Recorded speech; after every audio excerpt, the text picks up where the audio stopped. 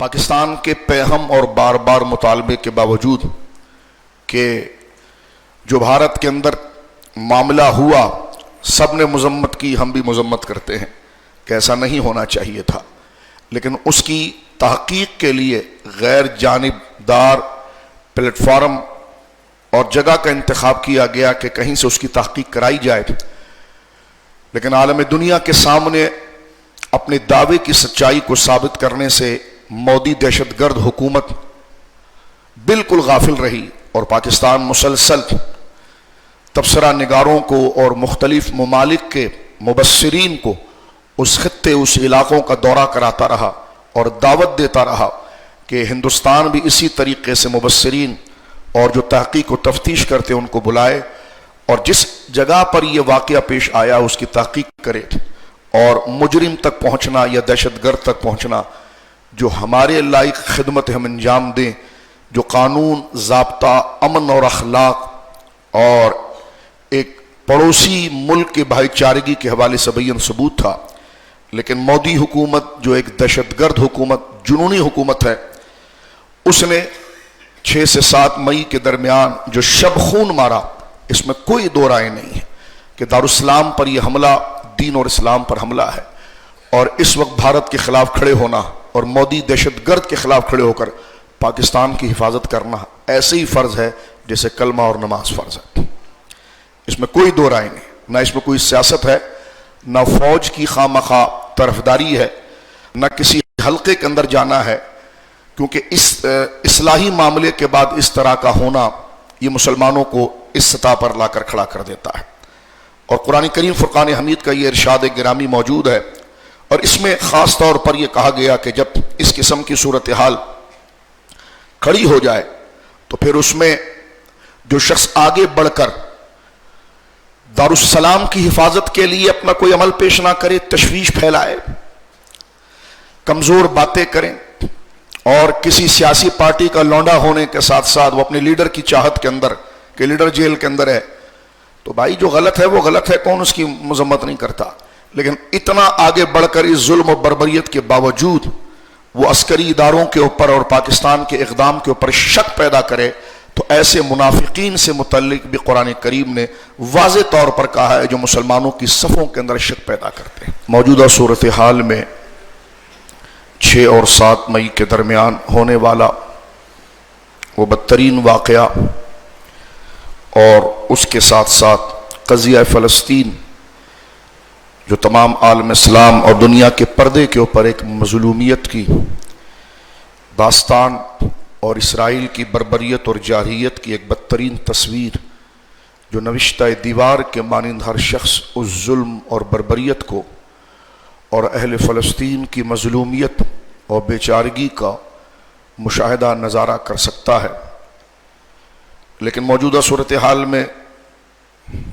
پڑوسی ملک بھارت کی جانب سے اسرائیل کے ساتھ گڈ جوڑ کے ساتھ پاکستان کے اوپر رات کے اندھیرے کے اندر مساجد پر حملہ آور ہونا اور مساجد کو ٹارگیٹ کرنا اور پھر مسلمان یعنی پاکستان کی سرزمین کے اوپر چڑھ دوڑنا، اور جو چیز پاکستانی دلیر افواج کی جانب سے ان کے بھیجے ہوئے پھول جھڑیوں کو جو مار کر گرایا گیا، اور اس کی تحقیق و ثبوت اس بات پر پہنچی کہ جناب بھارت کی پشت پر اس وقت اسرائیل موجود ہے، تو پھر 2 اور 2 4 جمع کے اعتبار سے کسی مسلمان کو اپنے ہدف اور اپنے مقصد کو سمجھنا یہ بالکل دور نہیں ہو سکتا۔ کیا یہ اچھا ہوتا کہ اس دارالسلام کی حفاظت کے لیے مانا کہ کسی کے سیاسی حقوق غصب کیے گئے ہوں گے، ہم جو غلط ہے اس کو غلط کہیں گے، مانا کسی کے ساتھ اگر کوئی عدل و انصاف کے خلاف کام کیا گیا ہوگا، وہ غلط ہے، وہ غلط ہے، کوئی اس کی طرفداری نہیں کرتا، اور نہ موجودہ سیاست گندی سیاست ہمارے لیے ملحوظ ہے، ہمارے لیے ملحوظ ہے تو وہ پاکستان کی حفاظت ہے، دارالسلام کی حفاظت ہے۔ مسلمان 2 چیز پر کمپرومائز نہیں کر سکتا، ایک ناموس رسالت اور ایک دارالسلام کی حفاظت، اس پر کوئی کمپرومائز نہیں ہو سکتا۔ ناموس رسالت پر کوئی کمپرومائز نہیں ہو سکتا حضور علیہ السلام کے حقوق میں، اور اس سے دین کے سارے حقوق آ جاتے ہیں، اور دارالاسلام وہ بستی نہیں ہو سکتی، کیونکہ میں نے پہلے عرض کیا ہے مقدمے کے طور پر اختصاراً، وقت مختصر ہے، کہ دارالاسلام کی حفاظت نمازوں کی طرح فرض ہے۔ جیسے مدینہ منورہ جو دارالاسلام ہے، حضور علیہ الصلوۃ والسلام کے دور میں دارالاسلام تھا، یعنی ہے، جس وقت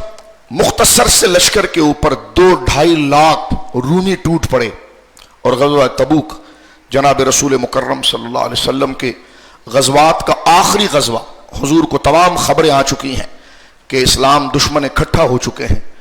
اور اس وقت کی سب سے بڑی سپر پاور، جیسے فلسطین کے پیچھے 2 شیاطین کھڑے ہیں، اس پر ہم نے پوری تقریر کی ہے قرآن کریم سے، آپ کے سامنے سورہ آل عمران سے، کہ حبل من اللہ و حبل من الناس، ان آیات کو ذہن میں رکھیے تاکہ آپ کی نظریاتی سرحدیں مضبوط ہوں۔ اس وقت اسرائیل دجال کے پیچھے 2 شیاطین کھڑے ہیں، اسی طرح وہی 2 دجال اس وقت بھارت کے پیچھے کھڑے ہیں، اور اس میں کوئی خطہ یا معاملہ مقصود نہیں ہے، آنکھ میں جو کھٹک رہا ہے وہ پاکستان کھٹک رہا ہے، اور پاکستان کے کھٹکنے کی وجہ زمین کا یہ ٹکڑا نہیں ہے، اسلام کی سربلندی ہے۔ اس کو ذرا لوگ سیاسی جذبے سے ہٹ کر دیکھیں، اس معاملات سے ہٹ کر دیکھیں، الجھاؤ کے ساتھ اس چیز کو دیکھیں۔ اور پاکستان پر تو ہر دوسرے دن جنگ مسلط ہے، اس بارڈر سے، تو اس حالت سے، تو فرقہ واریت سے، تو دہشت گرد سے، تو خوارج سے، تو طالبان سے، تو فلانا سے، تو یہ ساری چیزیں چل رہی۔ بھارت کے لیے یہ چیز بڑی مشکل ہے کہ بعد میں دھوتی اتار کر وہ لٹکائیں اور کہیں امن کے لیے سفید جھنڈا، ہمارے لیے کوئی مسئلہ نہیں۔ وہ جیسا وہ ایک میرے پاس الفاظ نہیں مذمت کے، کسی نے پوچھا کہ انڈیا پاکستان کی لڑائی لگ جائے یا فلسطین، تم کہاں؟ اس نے کہا برطانیہ چلا جاؤں گا۔ توجہ ہے؟ تو غور کرنا چاہیے کس کو ووٹ دیتے ہو۔ جنہوں نے اپنی نیشنلٹی یا معاملات وہاں رکھے، کھاتے یہاں سے ہیں، کماتے یہاں سے، اسٹیٹس یہاں سے بناتے ہیں، وہاں جا کر ڈرائیونگ لائسنس کے لیے وزیر اعلیٰ لائن میں کھڑا ہوتا ہے۔ فوٹو دیکھی آپ نے؟ یاد ہے کچھ تصویریں آپ کو؟ لائن میں کھڑا ہوتا ہے، توجہ ہے۔ اور یہاں جو کباڑا نکال دیا ہے قانون کا، لیکن یہ شمع بجھائی جا رہی ہے۔ آپ قرآن کے ماننے والے ہیں، اپنے عشق قرآنی سے اس ملک کو بچانے کے لیے روشنی زندہ رکھیں۔ وہ اپنا کام کر رہے ہیں، آپ اپنا کام کریں۔ قائد اعظم کے ساتھ اس وقت بھی 2 صورتیں تھیں، کچھ لوگ جگہوں کے حصول کے لیے مر رہے تھے کہ ہم قائد اعظم محمد علی جناح مسلم لیگ کا ساتھ دیں گے تو ہمیں اتنا پروٹوکول ملے گا، اور وہ کروڑوں لوگ جو ہجرت کر رہے تھے ان کو جگہ کی غرض نہیں تھی، ان کو غرض تھی کہ پاکستان کا مطلب کیا، لا الہ۔ تو یہ 2 قوتیں ہمیشہ ہے، جو اقبال نے کہا تھا ستیزہ کار رہا ہے ازل تا امروز،